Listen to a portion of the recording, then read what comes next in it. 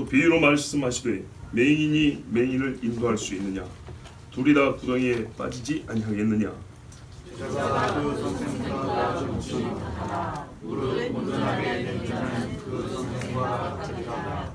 어찌하여 형제의 눈 속에 있는 티는 보고 내 눈 속에 있는 들보는 깨닫지 못하느냐? 너는 내 눈 속에 있는 들보를 보지 못하면서 어찌하여 형제를 말하기를 형제여 바로 내 눈 속에 있는 티를 빼게 하라 할 수 있느냐? 의식하는 자여 먼저 내 눈 속에서 들보를 빼라. 그 후에야 내가 밝히 보고 형제의 눈 속에 있는 티를 빼리라. 못된 열매 맺는 좋은 나무가 없고 또 좋은 열매 맺는 못된 나무가 없느니라. 나무는 각각 그 열매로 하나니 가시나무에서 무화과를 또는 진레에서 포도를 따지 못하느니라. 선한 사람은 마음에 쌓은 선에서 선을 내고 악한 자는 그 쌓은 악에서 악을 내나니 이는 마음에 가득한 것을 입으로 말함이니라. 너희는 나를 불러 주여 주여 하면서도 어찌하여 내가 말하는 것을 행하지 아니하느냐. 내게 나와 내 말을 듣고 행하는 자마다 누구와 같은 것을 너희에게 보이리라. 집을 때 기립하고 주추를 반석 위에 놓은 사람과 같으니 큰 물이 나서 탕류가 그 집에 부딪히되 잘 지었기 때문에 능히 유동하지 못하게 하였거니와 고 행하지 아니하는 자는 주춤 없이 흙 위에 집 지은 사람과 같으니 탕류가 부딪힘에 집이 곧 무너져 파괴됨이 심하니라 하시니라. 아멘. 예수님이 비유로 또 말씀해 주셨습니다. 우리에게 가르쳐 주시는 여러 말씀 중에 예수님이 오늘 비유로 우리 잘 아는 맹인에 대해 말씀해 주셨는데, 여러분 어떤 사람을 보고 맹인이라 그럽니까? 앞을 못 보는 사람이죠. 얼마큼 못 봐야 되죠? 예, 그렇죠. 완전히 못 보는 사람 실명이라 그러죠. 빛을 잃어버린 사람 맹인이라 그럽니다. 오늘 우리 주님이 그렇게 가르치시는 거죠? 그럴까요? 86년 동안 7년 동안 그 주찬양 1집에 보면 참 소경이 누구인가 이렇게 복음성가가 있어요. 그 보면 안 못 보는 사람이 참 소경이냐? 아니다. 하나님 못 보고 주의 말씀 못 보는 사람이 그 사람이 소경이지. 뭐 이런 그런 가사가 있어요. 자, 그 가사를 참고로 해서 다시 한번 물어볼게요. 오늘 주님이 맹인에 대해 가르치는데 맹인 따르면 같이 구덩이에 빠진다고 그런 거예요. 같이 가지 말라는 얘기죠. 맹인이 앞 못 보는 사람을 가리키는 건가요? 주님이 가르쳐 이렇게 지시하는 맹인, 저 사람 맹인이다 하는 그 사람, 이게 어두운 사람일까요? 아니죠. 뭐가 어두운 사람일까요? 분명히 맹인이라고 했기 때문에 어둡긴 어두운데 뭐가 어두운 거죠? 시력이 아니라 영적인 안목, 영적인 알력, 영적인 지각이 없는 사람입니다. 구체적으로 말하면 하나님을 알지 못하고 말씀에 순종하지 않는 사람입니다. 그런데요, 겉보기는 어떻게 보이니까 따라가죠? 맹인처럼 안 보이고 잘 보는 사람처럼 보이니까 따라가는 겁니다. 그게 위험합니다. 맹인인 줄 알고 따라가는 사람이 어디 있어요? 왜 맹인을 조심하라 그러냐? 눈의 맹인이면 따라가는 이가 없겠거니와 영적 맹인은 속이고 속여서 잘 보는 이인 줄 알고 따라가서 죽는다는 얘기입니다. 그래서 그런 맹인을 조심하라는 얘기지, 이 눈이 어두운 맹인은 누가 따라가지도 않아요. 왜요? 실제로 눈이 어두운 맹인들은요, 자기도 못 움직이고 앉아서 구걸하고 있어요. 이렇게. 그죠? 성경에 보십시오. 남에서부터 맹인 되어서 구걸하고 있다고 하잖아요. 이 사람 어디 갑니까? 누가 끌어줘야 구걸하는 자리에라도 가서 앉는 게 시력의 맹인이에요. 근데 우리 주님이 말씀하는 맹인을 조심하라, 따라가지 말라는 것은 요 눈은 뜨고 있는데 영적으로 어두워요. 그런데 영적 어둠을 가리고 굉장히 잘 보는 사람인 것처럼 행사하는 사람, 그가 참 맹인이니 따라가지 마라 그 말입니다. 자, 말씀 볼게요. 39절 명확한 사실부터 말씀합니다. 맹인이 맹인을 인도할 수 있느냐? 자, 있어요 없어요? 없어요. 겁내지 말고 시원하게 편하게 대답하세요. 맹인이 맹인이 인도할 수 있습니까? 없습니까?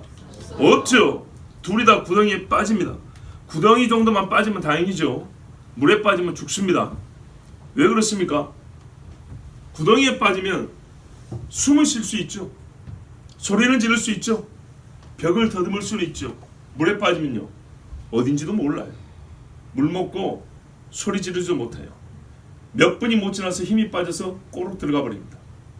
자, 구덩이만 빠져도 큰일인데 물에 빠지거나 불 속에 들어가나 하면은 도대체 살 길이 없습니다.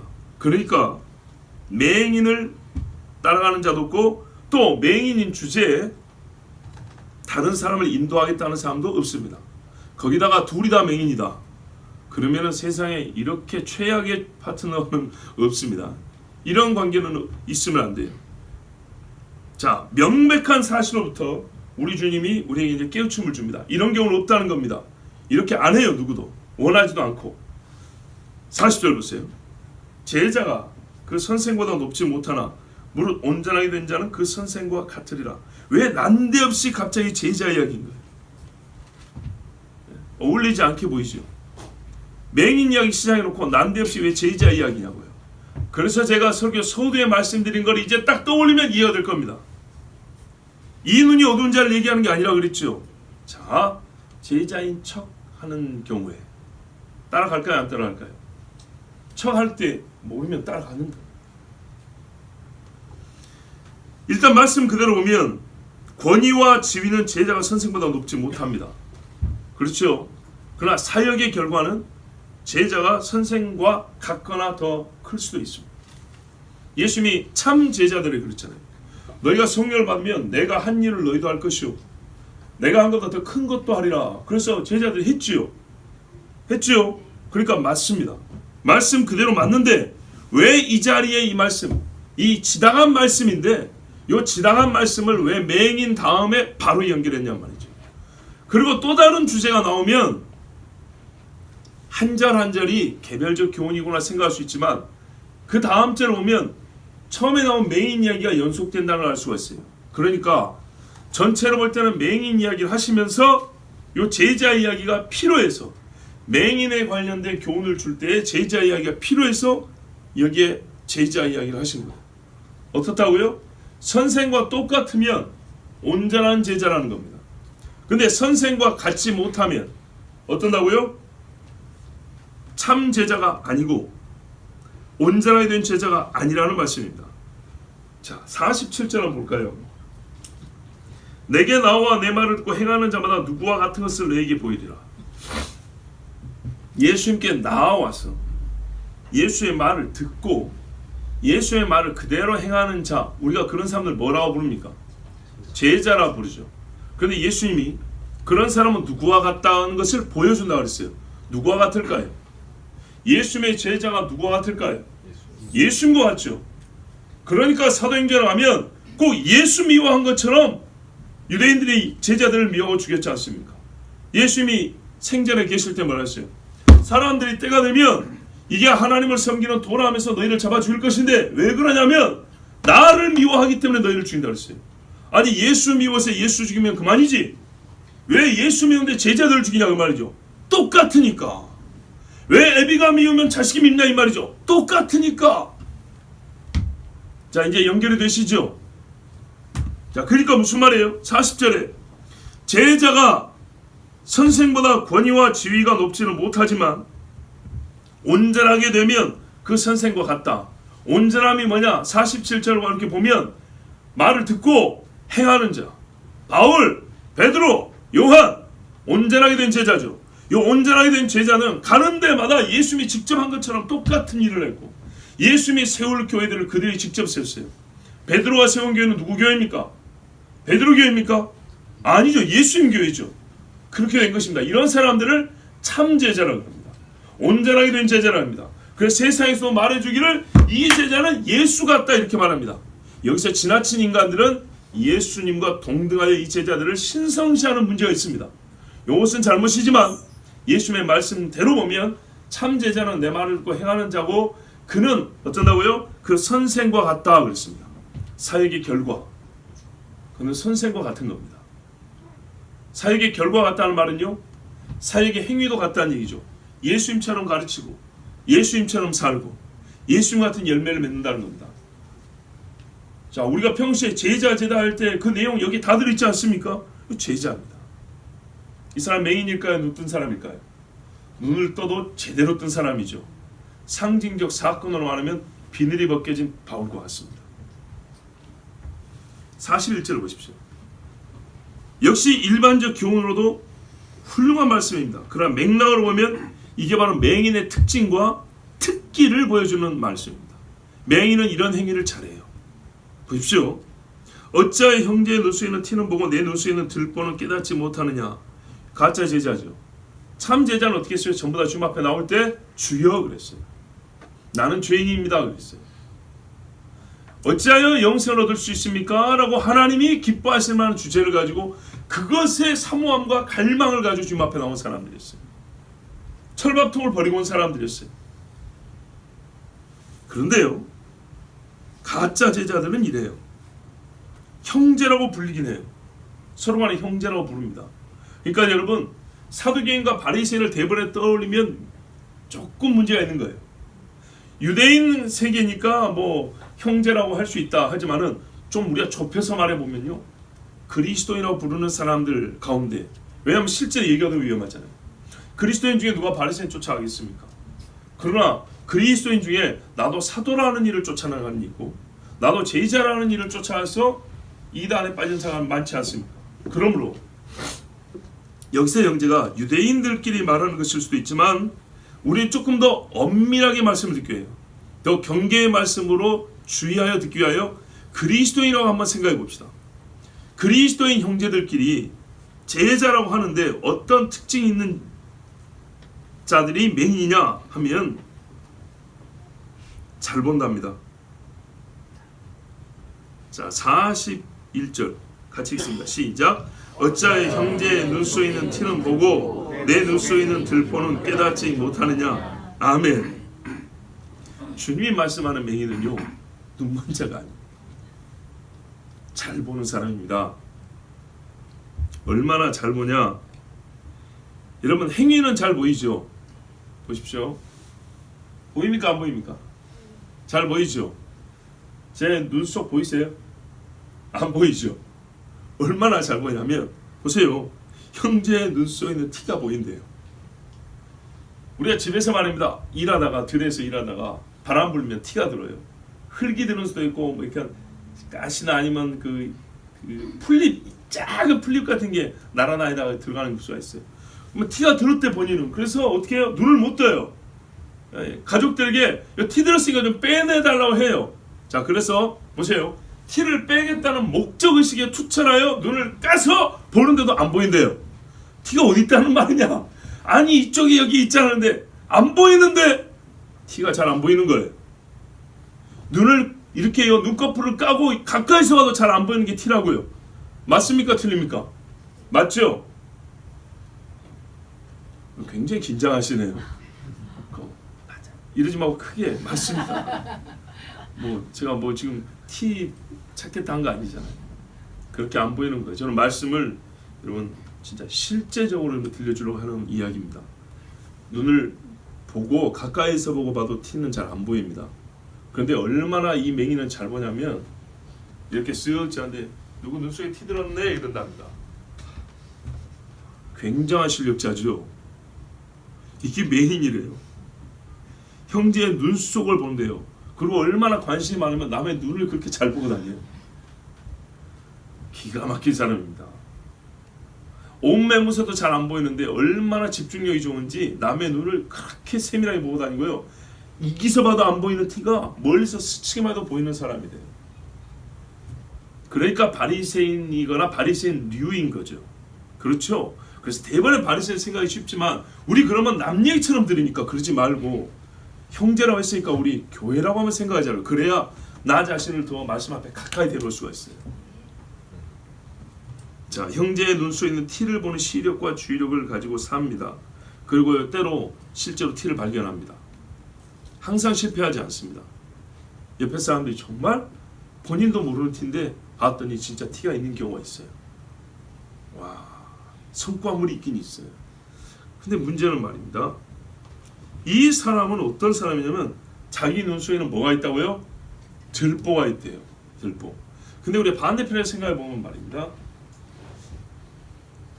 일반 형제들도 그 잘한 건 아니에요. 들보가 있는데 왜 그거를 못 보는지요? 들보가 있어서 잘못 보는데 그거는 왜 그래 내버려 두는지요? 이것도 우리 한번 좀 생각해 볼 필요가 있습니다. 자, 이 사람은요 들보가 있는데 깨닫지 못한다 그랬어요. 어떤 의미입니까? 본인이 인식하지 못한다는 얘기죠. 그러면 어떤 경우에 인식 못하냐? 나는 안 아픈데. 양심에 화인 맞은 자죠. 두 번째는요, 남이 가르쳐 줍니다. 나만 잘 보겠어요? 어떤 볼 줄 아는 사람도 있겠죠. 당신은 티는 안 보이는데 세상에 들보가 뭐예요? 기둥이 아니고 기둥. 이 들어갈 수 없는 게 들어가 있다는 말이죠. 이런 일이 있을 수 있을까요? 있을 수 있으니까 지금 해놓은 거죠. 눈에 넣어도 안 아픈 자식이라면서요. 자식은 눈에 넣고 다니면서. 자, 이제 비유적인 이야기입니다만 이마나 큰 것이 눈에 들어있으면 눈이 떠지도 않고 볼 수도 없어요. 근데 이게 있는데 옆에서 누군가 형제가 가르쳐 줍니다. 당신 눈에는 들보가 있다. 근데 깨닫지 못한다는 말은 뭔 말입니까? 인정하지 않는다는 얘기입니다. 왜 인정 안 할까요? 자신감이 대단한 거죠. 자기 의의가 높은 사람. 겸손한 사람은요, 없는 것도 있다면 혹시 있을까봐 찾아봅니다. 그런데요, 이 교만한 사람은 어떻게 해요? 들보가 있다고 여러 사람이 말해주는데도 인정을 안 합니다. 나에게 무슨 들보가 있나? 네 눈에 티 나 빼줄게. 이렇게 말하는 겁니다. 너는 42절 보세요. 내 눈 속에는 들보를 보지 못하면서 어찌하여 형제에게 말하기를 형제여 나로 내 눈 속에 있는 티를 빼게 하라 할 수 있느냐. 자, 눈에 들보가 있어요. 말은 이렇게 한대요. 내가 티를 굉장히 잘 빼거든. 이리 와봐, 내가 티 빼줄게. 이런다는 거예요. 내가 너 눈 좀 이렇게 뒤집어가지고 티 빼도 되겠어. 좀 창피하긴 하지만 그래도 티를 빼야 되지 않겠어? 내가 굉장히 티를 잘 빼니까 내가 해줄게. 이런 말을 예사로 붙이고 산다는 거예요. 누가 네 눈에는 들보가 있다는 말을 할 때는 절대 듣지 않고 쓱 지나가다 남의 속에 티가 잘 보인단 말이죠. 그러면 이 바보들 티가 있는 것도 못 보네. 나밖에 못 보네. 나밖에. 그럼 내가 빼줘야지. 형제요, 내가 형제의 눈 속에 있는 티를 뺄 수 있는 영광을 얻어도 되겠는가 하면서 뭐 하여튼 이래서 티를 빼주겠다고 나선다는 거예요. 아우, 타인에 대한 사랑과 이 호의가 대단하죠. 예, 정이 없는 사람도 아니에요. 베풀 줄 알아요. 그 귀찮은 티를 빼주겠다라고 호의를 베풀 줄 알아요. 무관심한 사람도 아니에요. 그냥 지나치지 않아요. 아, 티라도 없애야지. 예, 이만한 것도 아니고 티라 할지라도 없애야 될 걸 없애야 한다고 그때그때만 나서서 남보다 나서서 다 제거하고 빼주고 남의 일에 가서 이렇게 서둘러 일해주고 굉장한 열심이 있습니다. 그런데요, 문제는 이겁니다. 들보를 가지고 있는 눈이 남의 티를 제대로 뺄 수 있을까요? 자신감은 대단합니다. 내가 빼주겠다고. 그래서 뺀다고 할 때 내 눈 속에 이만한 게 들어있는데 뺄 수 있을까요? 없겠죠. 또는요, 잘못 보는 수도 많겠죠. 들보가 있으니까 남의 눈에 티가 없는데도 티가 있는 것으로 오해하는 경우도 많겠죠. 맞습니까? 예. 그래서 우리 집이 외식하는 자요 그럽니다. 외식하는 자요. 어떤 의미에서 외식인가요? 먼저 내 눈에 있는 들보를 빼고 그 다음에 형제 눈에 티를 빼라. 자, 들보든 티든 눈에 있으면 안 되는 겁니다. 담고 다니라고 주님이 하신 말씀이 아니에요. 없애야 되는 건데 누가 누구 걸 빼줘야 되냐 이 말이죠. 사실은 티 갖고 있는 사람이 들보를 빼주면 이 사람이 더 깨끗하다. 왜냐하면 들보는 너무 크니까 잘 보이잖아요. 티가 좀 있어도 들보는 뺄 수 있어요. 근데 들보가 빠진 사람은 이제 아무것도 없으니까 깨끗한 눈으로 세밀하게 보고 티도 빼줄 수 있어요. 서로 이렇게 빼주면은 좋은 거예요. 서로 싫은 소리 하지 말고 니는 티 가진 대로 너는 들보 가진 대로 그렇게 살아. 이게 겸손이고 이게 사랑이란 말이 아니에요. 온전하게 해줘야죠. 형제를 온전하게 해줘야죠. 그러니까 티도 빼고 들보도 빼는 게 맞는데 문제가 심각한 거는 들보를 가진 자가 외식함으로 자기 눈에 있는 들보를 인식하지도 않고 인정하지도 않고 남의 티만 빼겠다고 항상 말을 그렇게 하고 다녀요. 네 눈 속에 티 있다, 티 있다, 티 있다. 내가 빼줄게. 그것도 다른 사람 깨끗한 눈을 가진 사람에게 빼달라고 하자는 것도 아니고 내가 빼줄게. 내가 빼야 빼지는 거고 내가 빼야 깨끗하게 잘 볼 수 있어. 이렇게 말을 하는 거예요. 그래서 주님이 외식이라고 그랬어요. 순수한 마음으로 이렇게 하면 외식이라는 말씀 안 했겠죠. 근데 왜 이게 순수할 수가 없냐? 첫째는요, 외식은 대개 1차적으로 양심의 모순, 거슬림을 가지고 있는 자에게 하시는 말씀입니다. 남이 말해주는 당신 눈에 들보가 있어 라는 말은 듣지 않고 인정하지 않지만 자기 양심이 알아요. 자기 눈이 온전하지 못하는 걸 알아요. 그런데요, 내가 남의 티를 얘기함으로써 나는 뭐래요? 권위를 갖고 인정을 받고 의를 세울 수 있어요. 그래서 이게 버릇이 된 거예요. 근데 실제로는요, 잘 안 보여요. 제 양심이 알아요. 제 길도 잘 안 보여요. 우리 한국말로 자기 앞가림도 못한다 그러죠. 안 보여요. 그런데 타인과 있을 때 항상 잘 보이는 척을 하는 거예요. 그래서 이만한 것도 아우 2개나 들어있다고 이렇게 말하는 거예요. 그러니까 외식인 거예요. 두 번째 외식은 뭐냐? 여러분, 자기가 자신이 자신에서 오해를 하고 오판을 했더라도 그거를 모르지만 알게 되는 때가 있어요. 결과가 나올 때 보면 압니다. 보세요, 여러분. 바늘 꿰다 실을 꿰는데 잘 꿰다 생각했어요. 그 자신 있게 쏙 집어넣거든요. 어이구, 안 들어가 있네. 결과가 보여줍니다. 그러면 무슨 뜻이죠? 내 눈이, 그렇죠, 많이 상했다는 거죠. 시력이 좋지 않다는 거죠. 결과를 보면 알잖아요. 자, 자기 자신의 양심대로 들보 있는지 일단 몰랐고 내가 양심대로 잘 봤다고 생각했어요. 그리고 저 사람 티를 빼주고 싶었어요. 빼준다고 손을 집어넣는데 맨날 빼는 것이 눈썹만 2개, 3개 뽑아내는 거예요. 그래서 미안합니다 했어요. 그 다음 사람의 티를 본다고 봤어요. 또 뺀다고 손을 집어넣는데 손톱으로 각막만 긁고 나와버렸어요. 또 한 번은 티가 아니고 눈 요 아래 가면 요쪽 여기 미간 가까이 보면은 뭐 있어요? 알맹이 하나 있죠. 여기에 틴 줄 알고 끄집어냈는데 이게 살이네. 눈이 더 상했어요. 자, 이런 일이 2번, 3번 되면 결과가 가르쳐 주잖아요. 열매가 가르쳐 주죠. 뭐라고요? 내 눈이 저 사람 눈보다 더 좋지 않다. 그러면 그때부터는 뭐 해야 됩니까? 남의 티 보러 다니는 일 하면 돼요, 안 돼요? 안 되죠. 자기 눈부터 검사해야죠. 오히려 형제에게 혹시 내가 맨날 보고 실수를 하는데 결과가 완전 잘못된 다른 사람 피해만 주는데 내 눈에 뭐 좀 들었는가 한번 봐주실래요? 이래야 되겠죠? 안 한다는 거예요. 처음부터 양심이 화인받은 사거나 두 번째로 결과가 자기의 틀렸음을 보여주고 입증하는데도 불구하고 계속하여 그 결과도 부정하고 타인의 가르친 말도 부정하면서 끝까지 나는 잘 본다. 내 눈에는 이상 없고 네 눈에만 티가 들어있다. 내가 얼마나 잘 본지 알아. 네 눈에 티까지 볼 수 있다. 이렇게 주장하는 사람. 이 사람이요, 예수님이 가르치는 참 맹인이에요. 맹인 중에 상맹인이 이런 사람이라고요. 그러니 어떻게 해야 됩니까?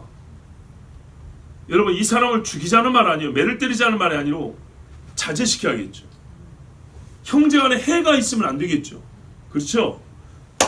자, 그런데 어떻게 이 사람을 우리가 발견해낼 수 있을까요? 그 결과 보면 알죠? 결과 보면 알죠. 그런데 여러분, 굳이 눈이 상하는 결과까지 가야 되겠습니까? 그건 지혜롭지 못하죠. 일이 벌어지면 어쨌든 누군가는 눈이 상했을 거 아닙니까? 미리 알고 저지한다면 저지하고 예방한다면 예방할 수 있으면 좋겠죠. 방법을 가르쳐 줄까요? 43절 보세요. 본인도 인정 안 해요. 또 형제들에게 해가 있어요. 이런 일을 반복하고 싶지 않을 때, 미리 또 예방하고 싶을 때 어떻게 하면 되냐? 남의 눈 속에 있는 티를 볼 정도로 그렇게 타인에 대한 정죄나 판단이 심각할 정도로 자기 의에 사로잡힌 사람은 눈만 보지 않고 다른 것도 꼭 그렇게 봅니다. 다른 행위에서도 비슷한 결과와 표가 나타나게 있습니다. 즉 일상을 보면 된다는 얘기입니다. 자, 근본적으로 잘못된 눈을 가지고 있다면 어떻게 알고 우리가 확증할 것이냐? 이 사람은요, 매사에 좋은 열매를 맺지 못합니다. 매사에 타인에 대해서는 삐뚤한 시각을 갖고 있고 자기에 대해서 삐뚤은 시각을 갖고 있는데 타인에 대한 부정이고 자기에 대한 긍정이기 때문에 이런 일이 우리가 지금 눈만 얘기했지만 다른 경우에 있어서 항상 같은 패턴으로 나타납니다. 그래서 이 사람이 다른 경우에도 맺는 열매를 보면 눈만 상한 게 아니고 다른 데도 이렇게 상한 걸 보면 아, 이 사람 맹인이구나. 따라가면 안 되겠구나. 눈을 맞기만 안 되겠구나. 왜 눈입니까? 우리 예수님 그랬잖아요. 사람이 눈이 어두우면 다 어둡고 눈이 밝으면 다 밝다 그랬잖아요. 그러니까요. 지금 눈은 어떤 의미에서는 이 영의 세계를 상징적으로 보여주는 것이기도 합니다. 눈을 잃거나 눈을 빼앗겨 버리면 다 빼앗긴 겁니다. 그래서 여러분 평시에 한 번이라도 우리가 이런 영적인 실수를 하지 않기 위해서 조심해야겠죠. 그래서 어떻게 합니까? 나무 이야기 합니다. 44절 보세요. 나무도 열매로 한다. 가시나무에서 무화과를 찔레에서 포도를 따지 못한다. 절대 이런 법은 없습니다. 그러므로 이 사람이 평시에 선한 마음은 선이 나올 것이고 악을 쌓은 마음은 악한 것이 나올 것이다. 왜? 마음에 가득한 것을 입으로 말함이니라. 잘 들어보라는 얘기입니다. 잘 들어보면 잘 보인대요. 평시에 말입니다. 어떻게 말을 하고 하나님의 진리가 그 입에 담겨 있느냐, 세속적인 관점이 그 입에 가득 차 있냐, 이걸 들어보면 이 사람이 어느 날 갑자기 굉장히 영적이냐 하면서 티를 빼준다고 하지만 평시에 세속적인 세상의 말이 입에 가득 있지 않습니까? 이 사람은 절대 영적인 티를 발견도 못하고 빼줄 수 없는 사람입니다. 보면 압니다. 집에 부적이 3개 있는데 성경책을 버전별로 갖고 교회를 나온다 해서 이 사람이 하나님의 말씀을 알 수 있을까요? 모르는 사람입니다. 아는 척해도 이 사람은 그 영이 하나님께 잡혀있는 사람이 아닙니다. 그러므로 우리가 평시에 이 사람의 평시의 행동과 말을 잘 들어보면 정말 중요한 영적 갈림길에서 어떤 선택을 할지, 또한 영적 판단을 내릴 때 그 판단을 내가 쫓아야 할지 아니면 배척해야 될지, 이것이 판단이 서는 겁니다. 이건요, 사람이 죽고 사는 문제이기 때문에 아주 중요합니다. 왜 그렇습니까? 마지막 때 되면 사람이 귀신의 가르침을 쫓는다 그랬습니다. 그 말인 즉 귀신이 직접 와서 쏙닥쏙닥 하는 경우도 있지만 귀신의 종들이 많이 세워진다는 얘기입니다.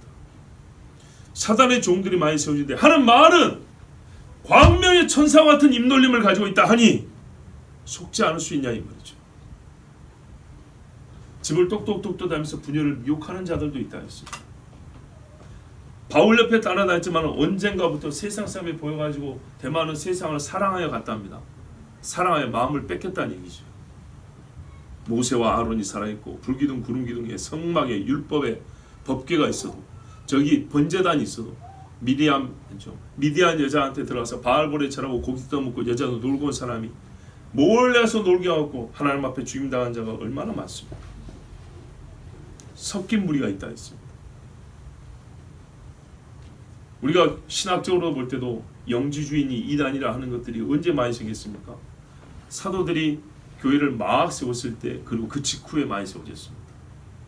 그 말은 무슨 말입니까? 시간적으로 사도의 때와 가깝고 시간적으로 우리보다 예수님의 때와 가깝다는 얘기입니다.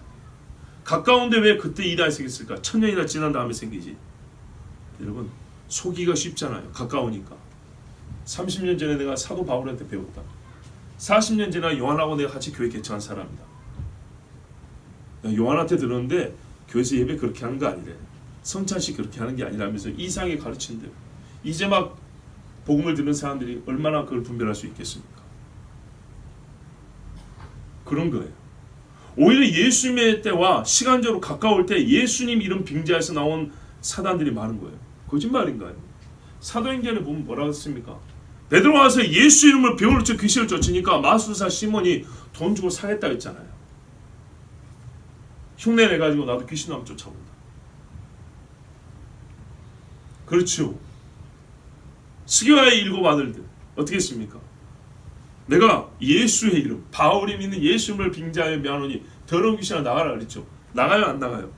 안 나가죠. 흠씬 두들겨 패가지고 옷 다 벗겨놓고 도망갔어. 그런데 말입니다. 마귀가 조작을 할 것 같고 사람을 속일 것 같으면 그럴 때 사람을 속입니다. 예수 이름으로. 예수 이름으로. 불가능한가요? 저 지금 다 성경 이야기입니다. 예수겠죠?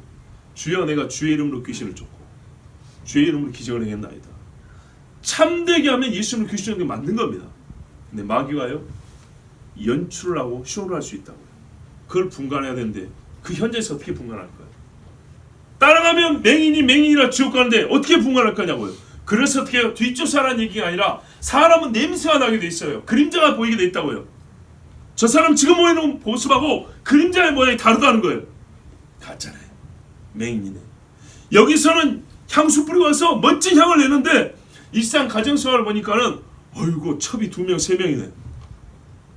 냄새가 고약하고 더러운 거예요. 그래서 어떻게 해요? 광명의 천사로 가장 사단이요 맹인이요 거짓 선지자요. 열매를 보면 안다는 겁니다. 이제 거꾸로 주님이 오실 때가 되면 역시 주님이 가깝죠. 가까이 오시는 주님을 빙자해서 사단의 종들이 열심히 활동을 합니다. 왜요? 망할 자들은 망한 자지만 깨어있는 자들 중에 택한 자라도 할 수만 있으면 택한 자라도 타락시키고 지옥 끌어가려고. 그래서 주님 오심을 기다리는 자들 그 열심을 이용해서 내가 당시에 있는 조금의 티라도 다 없애주고 깨끗하고 순결하게 해서 신랑을 맞게 해줄게. 그래서 오히려 몸을 더럽히고 영적으로 타락한 자들이 얼마나 많습니까? 안타깝게도. 46절 보세요. 너희는 나를 불러 주여 주여 하면서도 어찌하여 내가 말하는 것을 행하지 아니하느냐. 대표적으로 이런 인간이에요.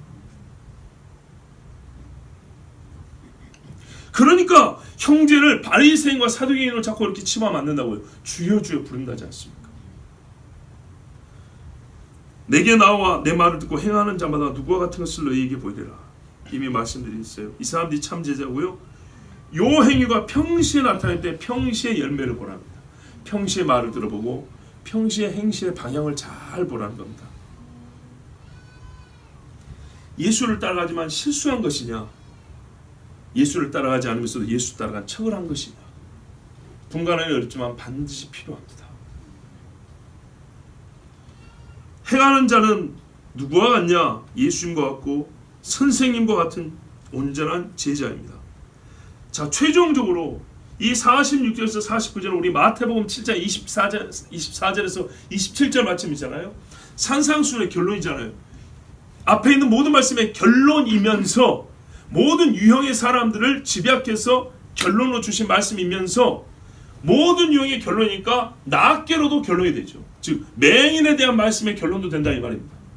몇 년 전에 마태복음에서는 그 앞에 있는 모든 말씀의 결론을 들었기 때문에 오늘 누가복음에서는 이 맹인에 대해 주신 말씀의 결론으로 들으려고 합니다.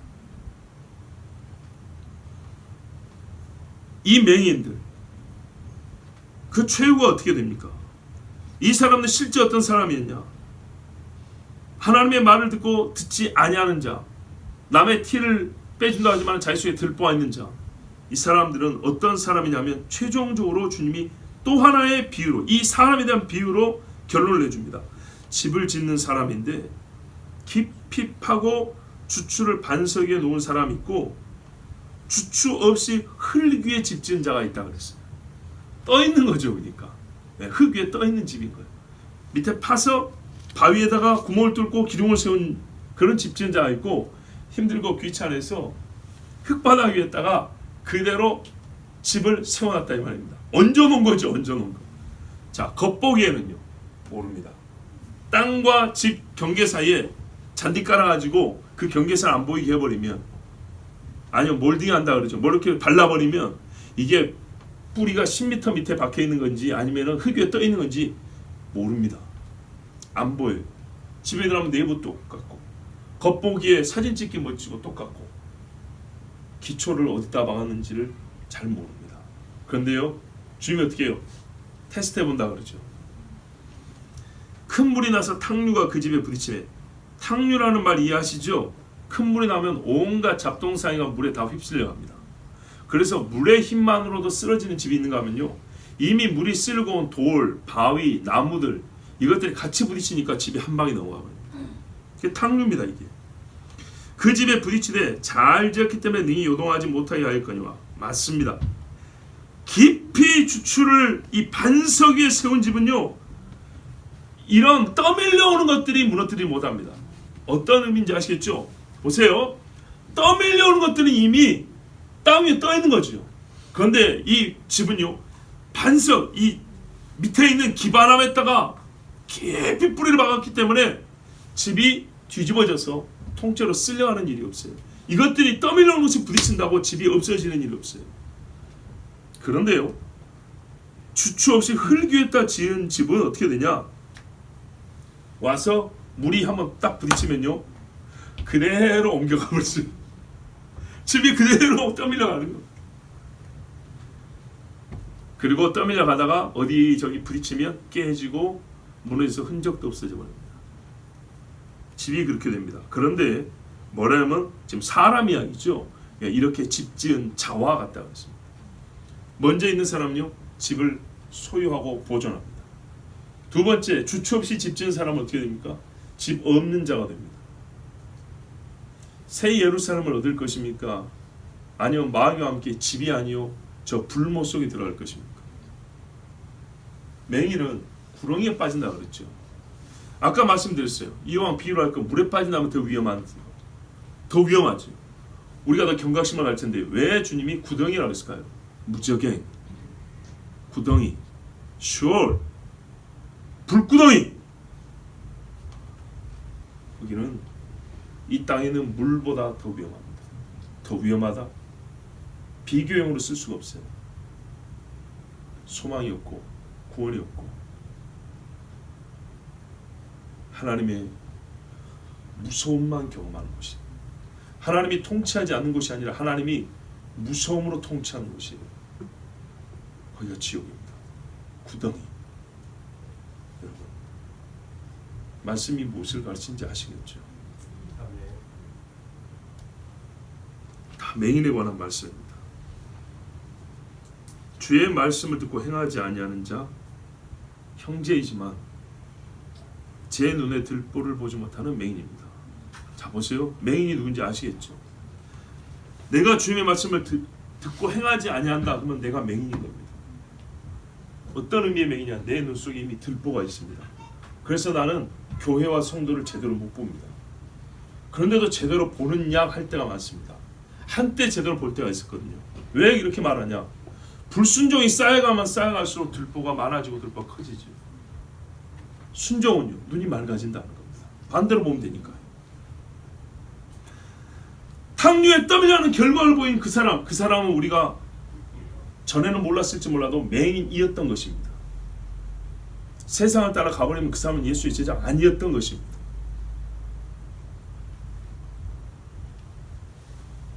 듣고 행하지 아니하는 자는 맹인이고요, 탕류에 떠밀려간 자는 맹인입니다.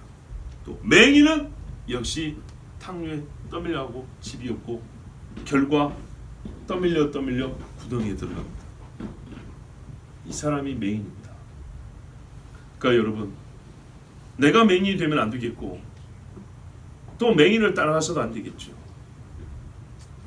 그러면 어떻게 확인할 수 있습니까? 아까 다 가르쳐 줬습니다. 그를 나한테 먼저 적용하면 됩니다. 내가 평시에 하나님의 말씀에 순종하느냐, 또한 나와 가까이 있는 자들이 말하기를 형제는 또는 자매는 하나님을 사랑하고 하나님의 말씀에 따르는 자이구나 라고 말하느냐, 아니면 당신은 입으로는 주여 주여 하지만 하나님이 없는 자로다 하느냐. 전자는 예수 선생 같은 온전한 제자고, 후자는 제 눈에 들보를 가진 참맹인입니다. 전자는 예수 집에 들어가서 흔들림 없는 영원한 그 집에 살 것이고, 후자는 불구덩이 속에 들어갈 것입니다.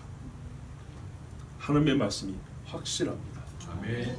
특별히 주님이 2000년에 오셔서 승천하신 지 얼마 되지 않아서 이 가짜 제자들, 맹인이면서도 눈뜬 자인처럼 행사해서 십자가 된 가짜들이 얼마나 많았습니까? 이 마지막 때 역시 마찬가지입니다. 주님이 가까이 오실 때가 되니까 역시 예수 장사하는 사람들이 많아집니다. 전반적으로 기독교는 교인을 준다고 하지만은 사단의 입장에서는요, 전략적 목표가 어디냐? 남아있는 사람들, 예수를 잘 믿겠다고 오시는 예수님을 맞아 보겠다고 하는 사람들을 사단은 공격을 하고 공략을 할 겁니다. 이때 맹인이면서도 눈뜬 자인 것처럼 다가오는 사람이 많을 것인데, 여러분, 우리 눈이 밝아야 분별하지 않겠습니까? 그리고 그 사람들의 삶을, 말을, 행실을 잘 살펴보십시오. 열매로 안다 그랬습니다. 대단한 열매가 아니라도요, 여러분, 많은 열매면 좋지만은 열매를 말하는 이유가 뭐냐면 열매는 종자에 따라 맺히기 때문입니다. 우리 주변에 그랬잖아요. 가시나무에서 무화과, 찔레에서 포도가 나겠느냐. 열매는 첫 번째 종자를 가르쳐요.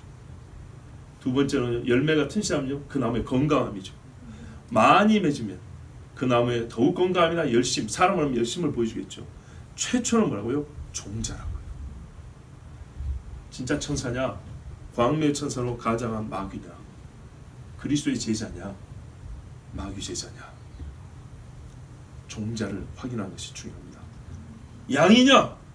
양의 탈을 쓴 일이냐? 여러분, 이게 참 중요합니다. 첫째는 누구부터요? 나 자신부터. 그리고 함께하는 교우들에게 하나님의 준엄한 기준을 가지고, 그러나 사랑과 인정한 마음을 가지고 잘 살펴보십시오.